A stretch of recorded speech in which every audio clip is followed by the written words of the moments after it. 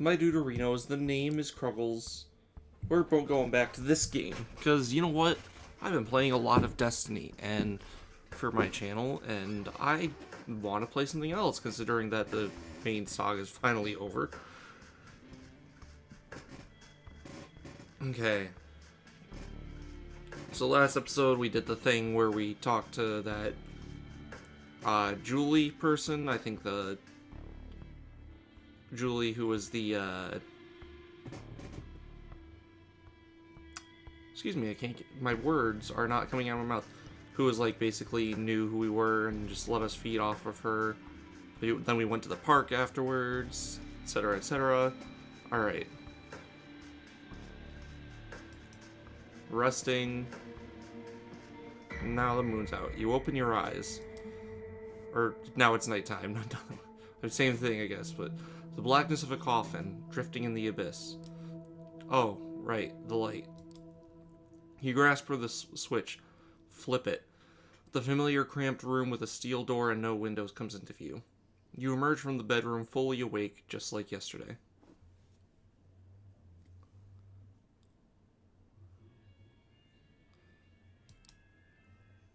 This time, however, Sophie is waiting for you, comfortably seated on the sofa in your living room space, a book in her hand, The Melancholy of Resistance. The title sure on brand. Good evening, Cruggles. And I'm being polite. Sorry to have kept you waiting. To be fair, I haven't been here long. I was enjoying reminiscing about the time when I called this my haven. The decor was much different, of course. I don't have to ask how she would have gotten in. It was her old haven. I'm not an idiot. Come, we have an appointment. I received word Elysium would be called again tonight on account of your unruly friend from Corona Park. What? This should be a great opportunity for you to mingle. She keeps talking as you walk downstairs and get in the car. Gregory gives you a slight nod and a small smile while opening the door for Sophie. He starts the car when you take your seat in the back. Most of the Primogen Council is bound to be there, at least those who usually attend. Probably some other important personalities you do well to at least learn about. Who should I talk to?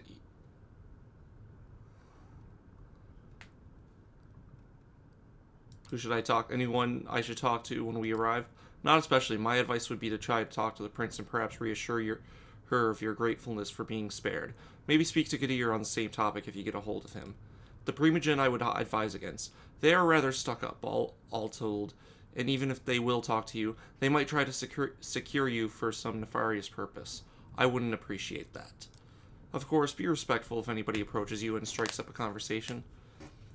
You will no doubt be gossiped about, as will I. Keep a cool head. Some enjoy provoking fledglings into stupid acts. At any rate, you should behave yourself tonight. Remember what I told you about reflecting on me as your patron. I have a reputation to uphold in the court. Do not tarnish it. There it is. She might have saved you, she might be protecting and teaching you, but it's clear what she's really concerned about. Her own interests. You step into the art hole with something of a bad memory.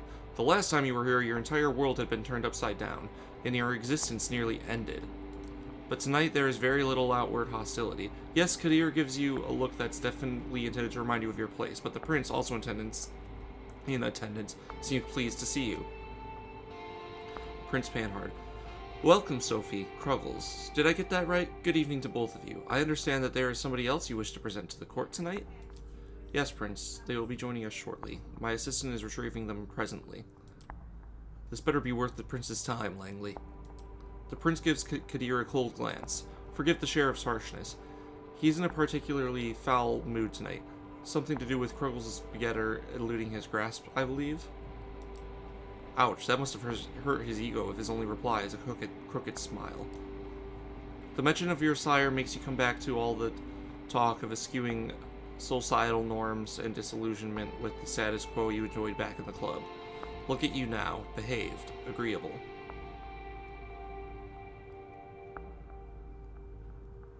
Wait, hang on. My brain is not processing those words, right? What did you say?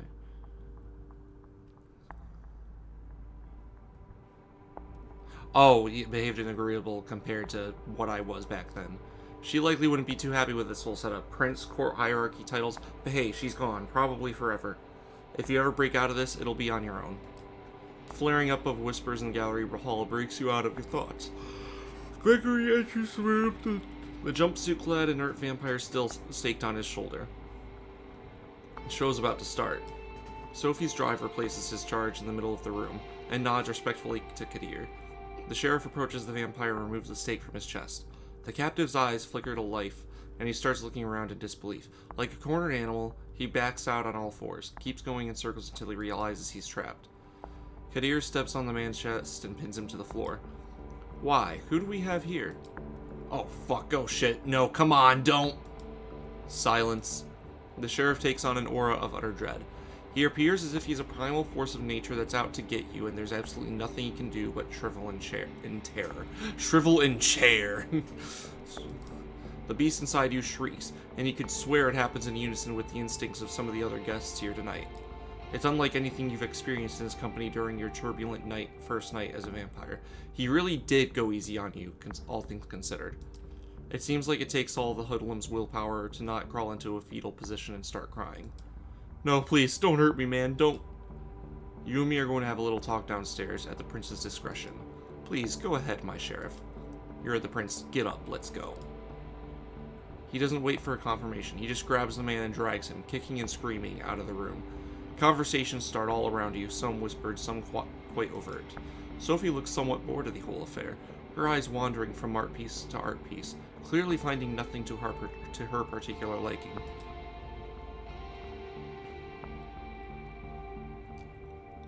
What happens now? What happens now? It'll be at least some minutes before Kadir gets the information he seeks out of this thug. Why not mingle while we wait for him to break?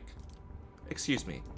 Sophie leaves your side and goes to a corner of the gallery where a group of kindred, some seemingly pretty old-fashioned, gathered. A concierge offers you a drink. Still warm. It smells nice. Just a sip to start you off. A splash over your palate, coating your tongue and the inside of your cheeks. Nourishment. You're left to your own devices. You have a quick look around. The prince is currently talking to a dark-skinned woman that you recall seeing here those few nights ago. She has a cold but noble countenance to her. Their conversation seems to be casual. A loud, shrill laugh turns your attention to the bespectacled man you saw with Sophie on the night of your judgment. He's making the rounds, chatting up different patrons. You feel somebody's eyes on you. A casually dressed, plain-looking man stands alone near a column, watching you. He turns his gaze away sheepishly when he realizes you've noticed. Hang on. The man with the... Oh, whoops, that's not it.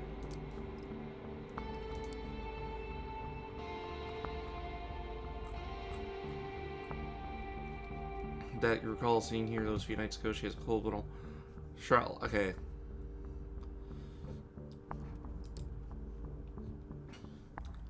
I feel like...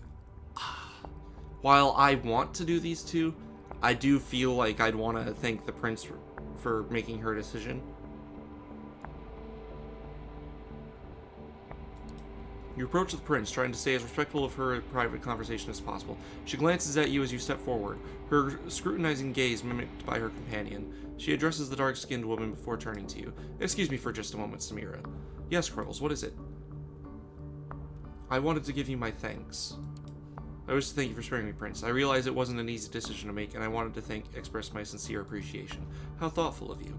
She takes a long look at you before she continues. I didn't do it from the kindness of my unbeating heart. You are an asset to Miss Langley, to the Camarilla, and to me.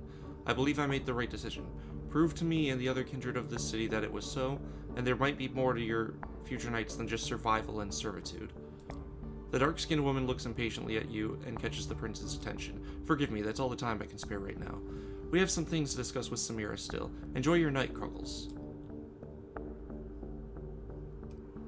Same to you, Prince Vanguard. The prince nods and turns back to the other woman to continue their conversation. You notice Sophie mingling with other kindred, clearly in her element and not to be disturbed.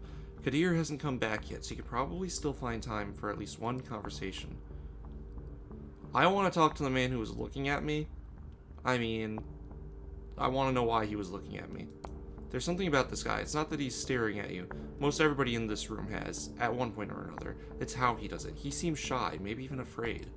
It's hard to find a secluded spot in the gallery tonight, but this guy has an entire corner of the room all to himself. As you approach, he's standing alone with no glass in hand, a worried look on his face.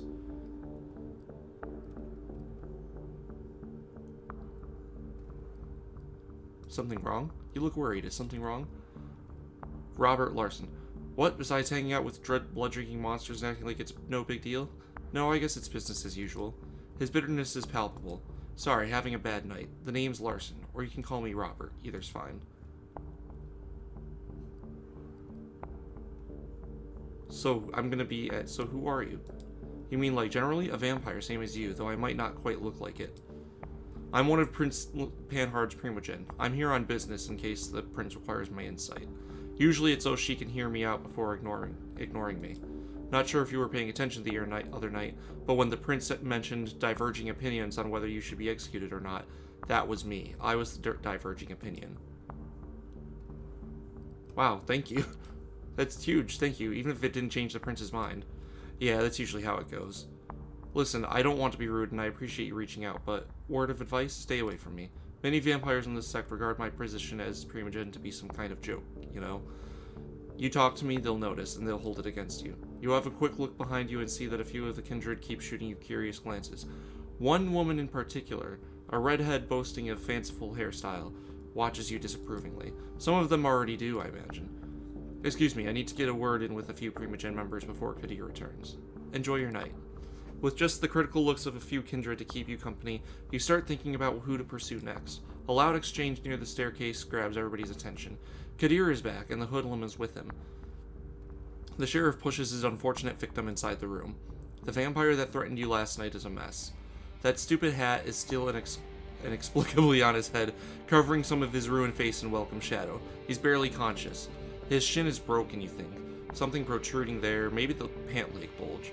One arm seems twisted at a strange angle. Very little blood, surprisingly, but clearly a whole lot of hurt. Well, Kadir, did our guest cooperate? Tell the prince your name. It's Howard. Wait, what was the name of the other guy? Oh, okay, for some reason I thought his name was Howard for a second. And who do you run with, Howard? The Midnighters. An Anarch Coterie, my prince. Active for some time now, though from what this one told me, the name is about the only legacy the group has kept over the years.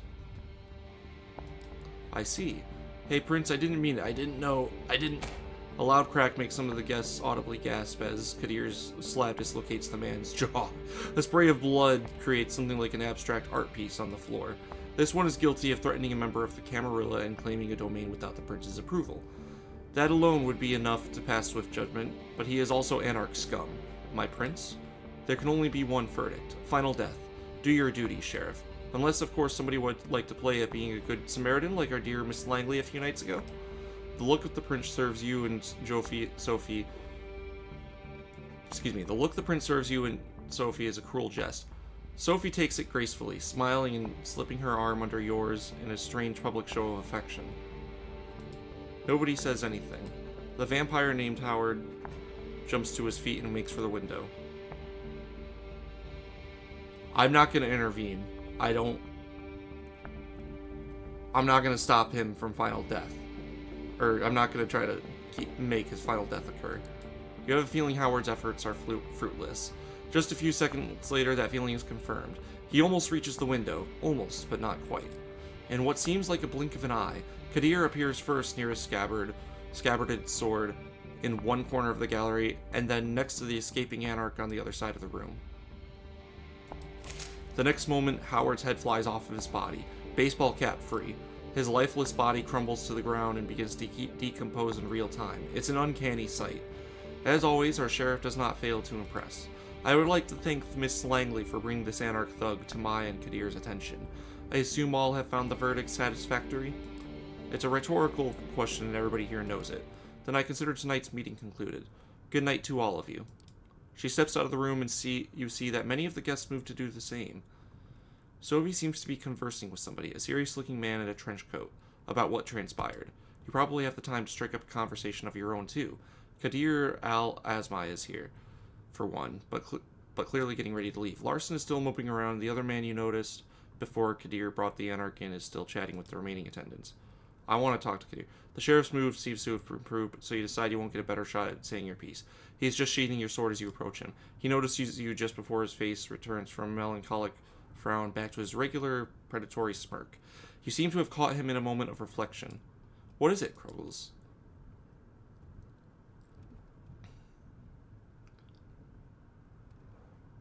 I mean, I'm not going to thank him for bringing me here to, like, where I was about to be executed, but then again, at the same time, being part of the Vampire Society, I might be like, okay, maybe it's good to be able to learn all this. At the same time, though, I do want to... I have enough compassion for, like, other people that I feel like I'd want to ask if everything's okay.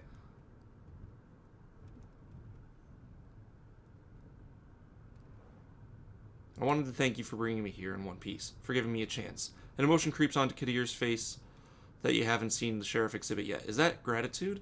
It's fleeting, only there for a moment, gone in the blink of an eye. It was trying on my nerves, and you were still far and away from proving that it was the right thing to do. So don't think that a few kind words will let you off the hook. I wonder, how does it feel to bring a lamb to the slaughter in the way you did tonight? Do you feel any remorse, regret? I'm going to enjoy guessing. If there's nothing else, I'll be taking my leave. Can you tell me about some... I was wondering if you could tell me something about Sophie. She talks a lot about the Camarilla and other things, but I barely know anything about her. Oh, I can tell you something about Sophie. Some things she wouldn't want you to hear, like the fact she's manipulative and vindictive. But then again, which of us kindred aren't? You want to know more about Sophie's past? Ask her. She's unlikely to tell you the truth, though. I'm quite sure she never told me, despite our previous history. Oh, shit. That's what we do, fledgling. We exist for centuries, and we lie. To our families, our friends, our lovers, to our kindred, sires, and childer, to ourselves. He picks up the sword and turns toward the stairs. Good night. And watch yourself. You've messed up my batting average. So I'll be sure to keep a close eye on you. With that final threat, he leaves the gallery. It's right about when Sophie also ends her conversation and walks over to you. And I think it's supposed to say, and walks over to you. Interesting evening, wasn't it? Come, Gregory's waiting downstairs. She seems preoccupied with something and not in a talkative mood. It's an awkward ride back to the city. I gotta admit, Kadir's an asshole, but I like his character. I feel like he's reflective of a lot of stuff going on in the story. She seems okay, and not in talk. She seems preoccupied with something and not in a talkative mood. It's an awkward ride back to the city. This time you arrive in another building, just 2 streets across from your apartment. She brings you upstairs through a very nice lobby and a luxurious-looking hall into her domain. Please, have a seat. I shall be right with you.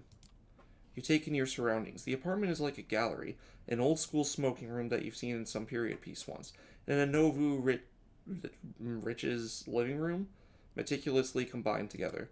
Apologies, old habits die hard. Clearly some stick with you even after your death. She drags on her cigarette and breathes out. Breathes. How is she doing that? Can you do that? Oh yes, you might not know. It takes some practice, but you can keep smoking if you'd like. Other things too. Experiment. You might surprise yourself. But I did not bring you here to show off. This is where I rest these nights. That door in the back? The bedroom. Similar to yours. I have servants and bodyguards in addition, of course. I brought you here because I need you to trust me. When I told you before that I needed your best behavior to uphold my good standing with the court, I mean it, but that's not the whole story. I have your interests in mind, too. That's why I've given you your own haven, why I'm trying to teach you how to navigate this new reality. But you need to trust me, or else this won't work. You can come here whenever you feel like asking me something. When you're in trouble, too, though I hope that won't happen often. I would ask you to come here when you wake up tomorrow. I'll have something to discuss with you. Why not discuss it right now? Since we're here together. I still need to follow up on a few things before we speak. Patience, fledgling. That silence again. There is definitely something on Sophie's mind tonight, but she doesn't seem eager to share it with you just yet. I'm leaving for another visit. Come downstairs with me. We'll give you a lift. A quick trip, a promise that you'll show up tomorrow, and some polite goodbyes later. You open the door to your haven and gather your thoughts. It's exciting in a way, being dragged deeper and deeper into this secret society and its rules.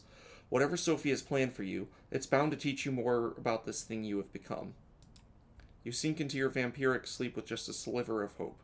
It's a welcome change. Oh, that's the next night. Since it's only been 20 minutes, I think I'll do the next night. Oh wait, actually, there's some new things. Anarch Movement, a vampire sect that opposes the tyranny of elders and has placed itself outside the secret society of the Camarilla. A small group of kindred united by the need for... I actually kind of talked about this, I think, already. When I was talking about the sex. The sex, not SECTS, not the other thing. A small group of kindred united by the need for support and sometimes common interests. When a vampire ceases to exist, crossing the line from undeath into true death. A vampire created child, a vampire created through the embrace. The child is the progeny of their sire. This term is often used derogatorily, indicating an experience, plural, childer. I thought I read all of these, but okay.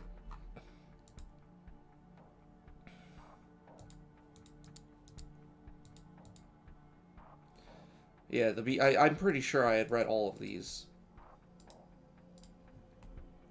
I don't know why it's...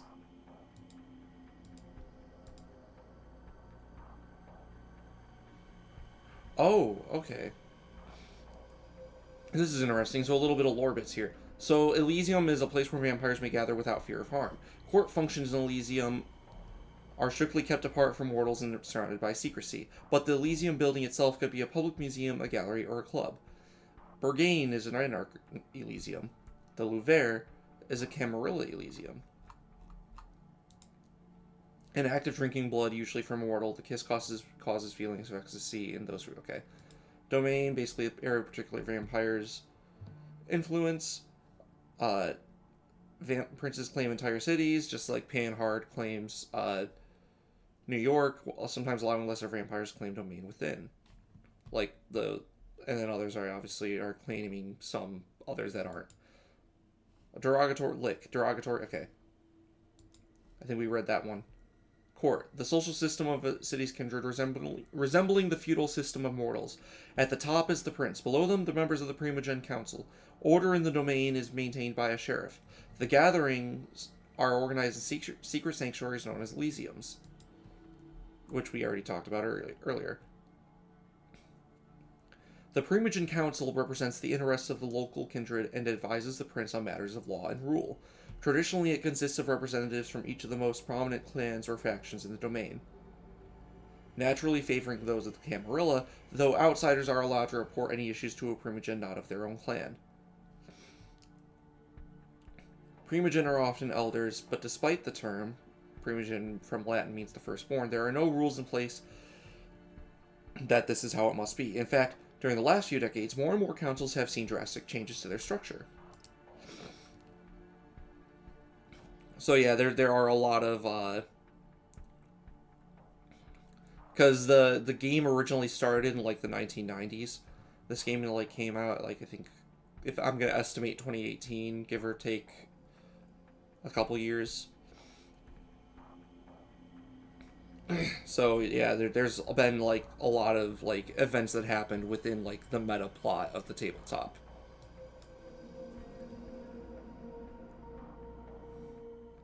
Once more, darkness falls upon the city. You wake up, same as you have these past few nights, in a windowless room. As you pry open the reinforced steel door, you look out the window to see, invariably, a sky bereft of sunlight, and then it hits you, the hunger. For a moment, you let yourself wonder if there will come a night when it's just not there. Given what you've learned thus far, you probably have as much chance of kick-starting your heart with jumper cables. You lock the door behind you and head over to Sophie's Sophie's apartment. You did promise to call on her, might as well not keep the lady waiting. And hey, what else are you gonna do? Call Jess? Yeah, right, what would you tell her? If she even picked up at all, she'd probably use the opportunity to stick some more needles in you. Oh, like, metaphorically, okay. That took me a second, because I knew that I wouldn't have been surprised if it was like a drug thing, too.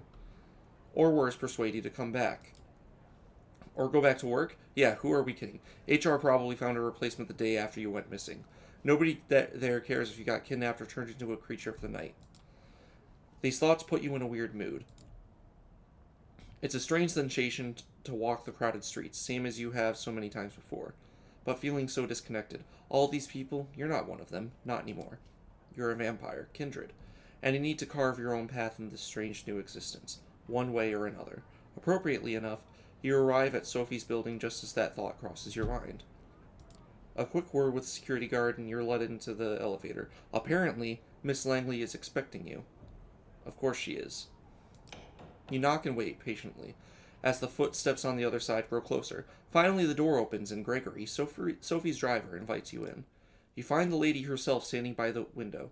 Silhouetted against the city's midnight glow, she stares out, motionless, like a marble statue.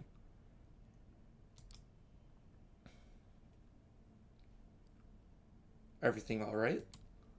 She looks upset, angry. She doesn't react immediately, but seems to snap out of some meditative state and looks at you with strangely bleary eyes. Yes, it is. How kind of you to ask. Tell me. When you look out at the city, when you see the lights, hear the hum, smell the rain on the pavement, what do you think about? You gaze out. The lights and rain, the relentless honking below, music blasting from a nearby window, echoing off of buildings. Someone should record an hour of this and throw it up on YouTube as an ambient piece.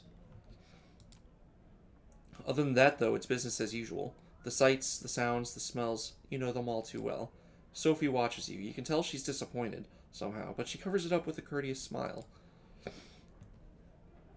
Well, not everyone can appreciate the intricacies that the world offers. In fact, among kindred, my clan is somewhat notorious for finding innate meaning even in the mundane. You see, the blood that flows within me is that of Clan Toreador.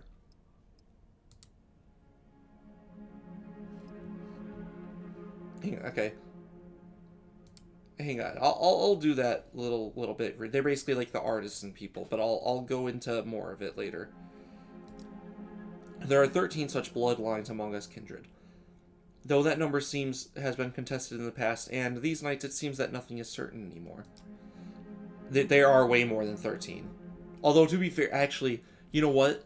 I might be going off of old edition lore. There might be a bunch of, like, bloodlines that are, like, parts of clans that,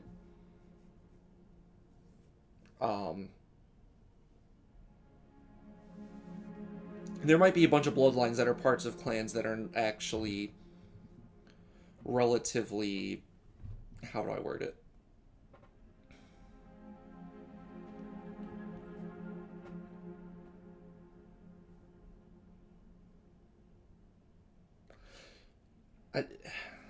I don't know, like offshoots, but still part of the same clan. It's kind of weird to explain. The clans have gone by many epithets over the years, but the names used these nights have their roots in medieval times. The original Inquisition, if you can believe it. They used these to categorize us, describe our inherent differences. In time, we adopt them ourselves. Each clan has a uniqueness about it, inescapable, originating from an ancient progenitor, carried from sire to child. But for the Toreador, the gift lies in a sensitivity of sorts. We are uniquely attuned to beauty and ugliness both. We can see either where most cannot. A blessing on most nights, occasionally a curse. The sheriff of my clan as well, although you'd be hard-pressed to see him as such. Poor Kadir, it breaks my heart to see him in this state. Still, there is a beauty to it as well. Nothing like a good fall from grace. Try as she might to act playful, you can tell she genuinely cares. She lets her gaze wander for a brief moment, but is quick to regain her composure. Then there are the Ventru, known for their pride and a proclivity to rule over others. The prince represents that clan, as is quite common in our society around the globe. Where the Blue Bloods think themselves rulers, the Brujah like to see themselves as preeminent revolutionaries. They call for universal rebellion, while being slaves to their own temper. We don't discuss the rabble much anymore. Not after they've largely broken off with the Camarilla. To think they were philosophers once, long ago. Oh yeah, that's right. I think, they broke off from the, Camarilla I think they broke off the Camarilla in the new lore, but don't quote me on that. I hope to tell you more about some of the other bloodlines tonight.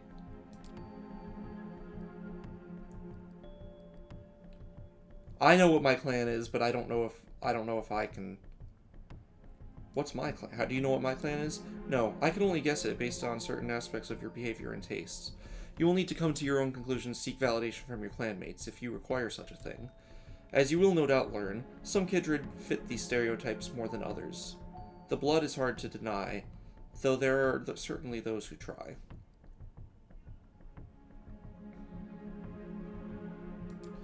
But that is perhaps a subject for another time. I invited you here for a reason. There is something I wanted to speak to you about. It is customary in our society, especially among younger kindred, to organize into coteries. Sometimes these are called by the prince themselves, or mandated into by a fledgling sire. In our case, you may treat it as more of a strong recommendation. I want you to seek out companions, not only because you need to learn more about our society, but also because it is useful. True friendships are rare among kindred, but having allies, even temporary ones, is something of a necessity these nights. We might be selfish creatures, but we are drawn to each other nonetheless.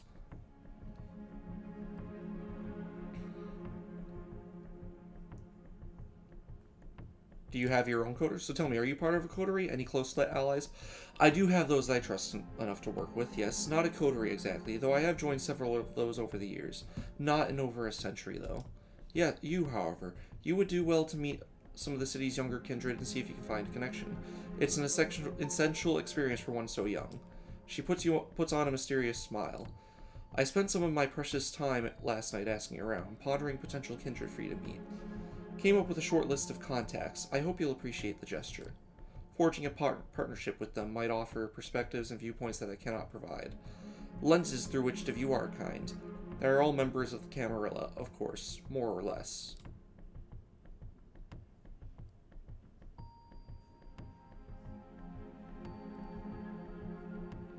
I don't want to come off like an asshole, so I don't want to say that. Okay, who are they? Alright, then let's hear it. Who's on the list? Eager to learn about them, see. I see. Good, I'm glad. So let us start with the Tremere. They are a powerful clan, disliked by many, but feared and respected by many more. They have been an important pillar of the Camarilla since the very beginning. They are blood sorcerers. That's the best description of them. And they're also doing, like, a lot of plotting and shit. You look at Sophie with a hint of disbelief.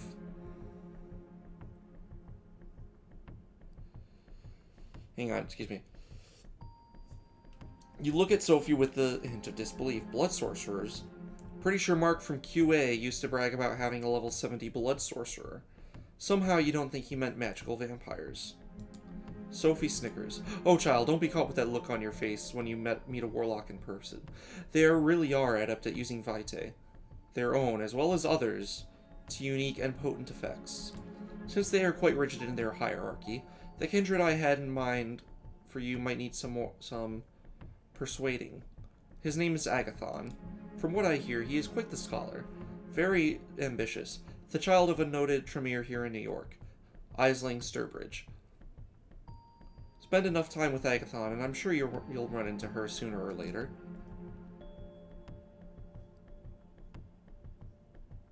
A chance to meet an important... So, by getting to know this Agathon, I can get closer to someone higher up the ladder? Yes, though not immediately, I would imagine. Aisling finds herself in a somewhat precarious position, both in the city and her clan. Every move she makes is heavily scrutinized. Thus she has learned to tread lightly. Anyway, if you wish to contact the young Tremere, I hear you can usually find him in a New Age bookstore out on Broadway. The Tremere have one of their workshops there. Gregory will give you the details. Now, this next recommendation comes with a bit of a caveat. As you recall me saying, most bloodlines have unique features that might not be obvious at first. Well, there is one clan whose members wear their curse on their sleeve. The Nosferatu. The Nosferatu, yep. Man, what's with the goofy names? Guess they're really big on Blue Oyster Cult. No wonder they make their havens in sewers, abandoned buildings, and such. Their appearance is hideous and obviously unnatural. Had they walked the streets like other kindred, the kind would have learned of our existence long ago. Did she just shudder? It's hard to tell with her usual complexion. But you could swear her skin suddenly took on an even more sickly color. The one I have in mind isn't as big an eyesore as the worst of them. But he's no Adonis either. Still, he has some talents and connections that you might find useful.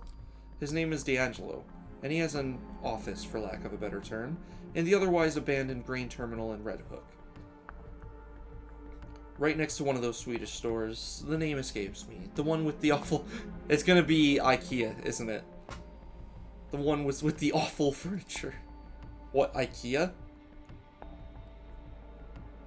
I think... I want to know what you reckon this D'Angelo has some useful connections? I was just getting to that. D'Angelo does odd jobs for Kadir. Digging up dirt, locating kindred who would prefer to remain hidden. The kind of work the Nosferatu are best at. He's on a case right now. Something to do with kind murders, I think. After your initial brush with our dear sheriff, I think it would be wise to show some goodwill towards his agenda. Assisting D'Angelo with his investigation might be just the thing. Wait, is that what she said, just the thing? Okay. Sophie takes a brief pause to look out the window again. Now come the two more exotic proposals. Oh shit, okay. Because, like, I think there's the 7 main clans and there's some other clans. So let's see here. Well, then again, I don't remember all the 5th edition clans, so...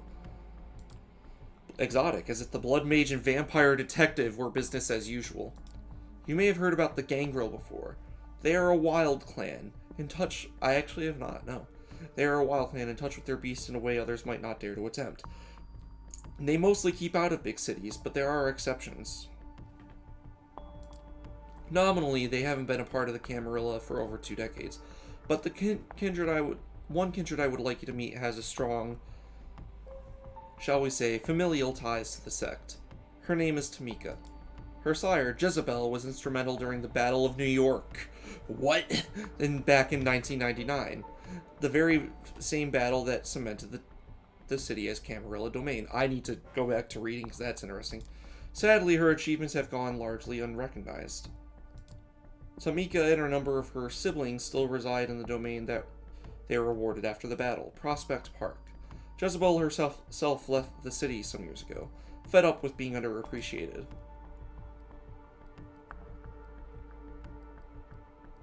I'm sorry.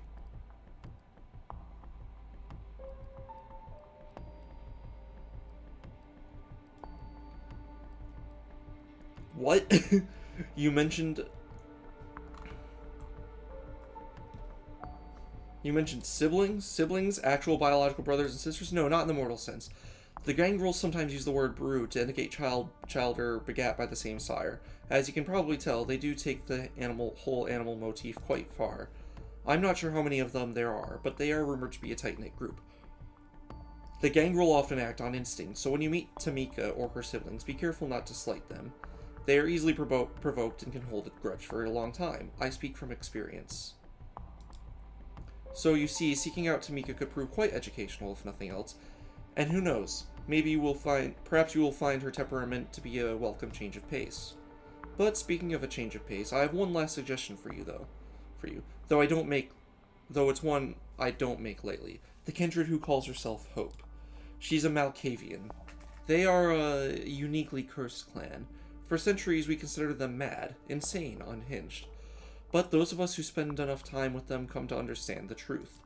It is no sickness, but a unique perception of the world that has them appear to us as unstable, and that perception can prove to be very valuable.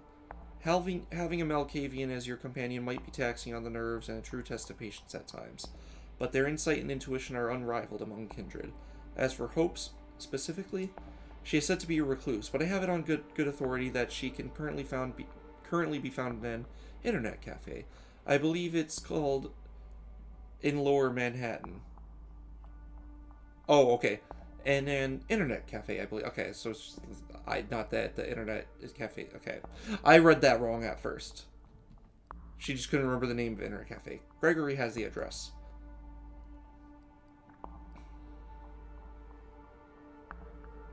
Where did you learn about Hope? Where did you learn about her, exactly? One of my colleagues told me about her. He considers her uniquely talented and tapped into the current fads among kind. Not something I am personally interested in, as I'm sure you know by now. I take his word for it, at any rate. Well, I believe that's all of them. I still have a few social calls to make tonight, so I'll leave you to it. Use tonight and tomorrow night to arrange some cordial visits of your own. I will send Gregory for you as soon as I have further need of your services.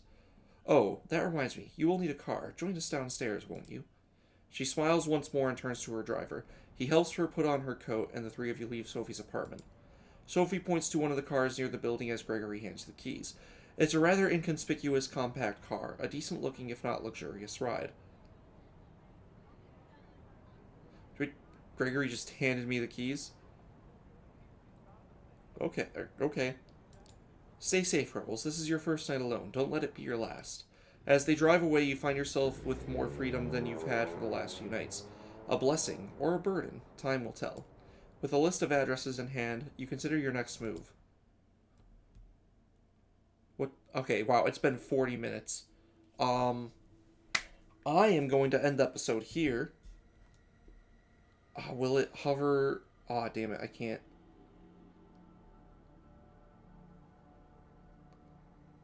Okay, so I think I don't know. I wish it would say like, well, maybe when I click on them, but at the moment, I want to. At the moment, I think I am gonna save and exit. Thank you guys for watching. Like, comment, subscribe, all that jazz.